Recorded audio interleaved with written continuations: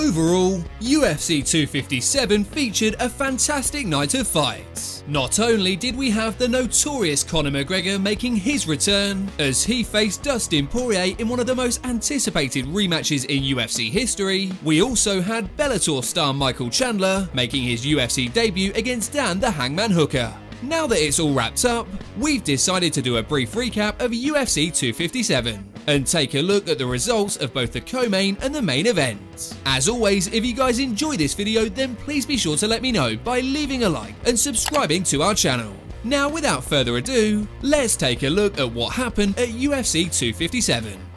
First, we'll be taking a look at our co-main event, which featured UFC newcomer Michael Chandler taking on the number 6 ranked lightweight Dan the Hangman Hooker. Prior to the bout, Dan Hooker had gone 7-2 in his last 9 fights, and had cemented his place as one of the best fighters in the division. Unfortunately, a loss at the hands of Dustin Poirier in June of 2020 brought that momentum to a halt. Eager to get back in the win column, Dan Hooker decided to accept a fight with former Bellator champion Michael Chandler, who had long been hailed as one of the best fighters outside of the UFC. Prior to signing with the UFC, Chandler had fought exclusively for Bellator since 2010. Along the way defeating former UFC champions like Ben Henderson and Eddie Alvarez. While Chandler had enjoyed plenty of success at Bellator, many onlookers were curious to see how he would fare in the world's leading MMA organisation. Well, Chandler passed his biggest test to date with flying colours and silenced many critics in the process. While the two engaged in a bit of a feeling out process in the opening moments of the fight, Chandler eventually found his opening when he connected with a big left hand that sent Hooker falling to the mat. Chandler then proceeded to swarm Hooker with strikes until the referee waved it off,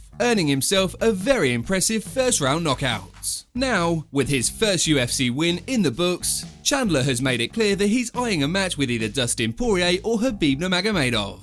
If Khabib does decide to stay retired, perhaps the UFC will make a fight between Michael Chandler and Dustin Poirier for the vacant lightweight title. Or perhaps we'll see him face another top lightweight like Charles Oliveira or Justin Gaethje. Either way, I'm sure we'll all be interested to see where this one goes from here. Next up on our list is of course the main event, which featured the former 2-division champion Conor McGregor making his return to face former interim champion Dustin Poirier. Prior to the bout, Conor McGregor was coming off of a sensational first round knockout of Donald Cerrone, while Dustin Poirier had earned a hard-fought win over Dan Hooker in one of the best fights of the year. In the eyes of fans, the outcome of this fight would ultimately determine the next man in line to challenge for the lightweight belt. Of course, this wasn't the first time that these two had crossed paths inside the octagon, with Dustin Poirier and Conor McGregor initially fighting back at UFC 178, where McGregor emerged the victor via a first-round TKO. That said, both fighters had drastically evolved since then, and as such, were eager to showcase these improvements at UFC 257. For Conor McGregor, this fight served as the perfect chance to earn a rematch with Khabib Nurmagomedov. For Dustin Poirier, this was his chance to avenge a career-altering loss, while also moving himself one step nearer to securing the undisputed belt. While many fans were expecting Conor McGregor to deliver on his promise of a first-round knockout, it was Dustin Poirier who shined bright with a stunning second-round TKO.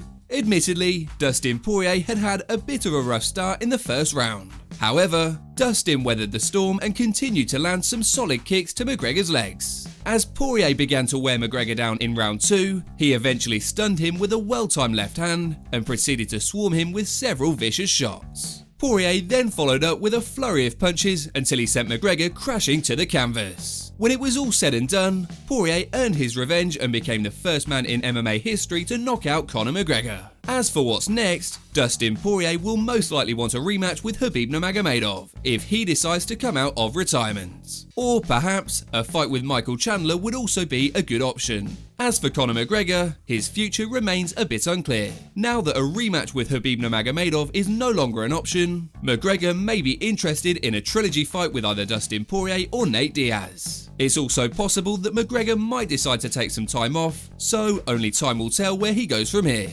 Of course, feel free to let us know what you guys thought of the results in the comment section down below, and also let us know what matches you'd like to see next. So that concludes our brief recap of UFC 257. As always, if you guys enjoyed this video, then please be sure to let me know by leaving a like and subscribing to our channel. Apart from that, thanks so much for watching, and we'll see you on the next video.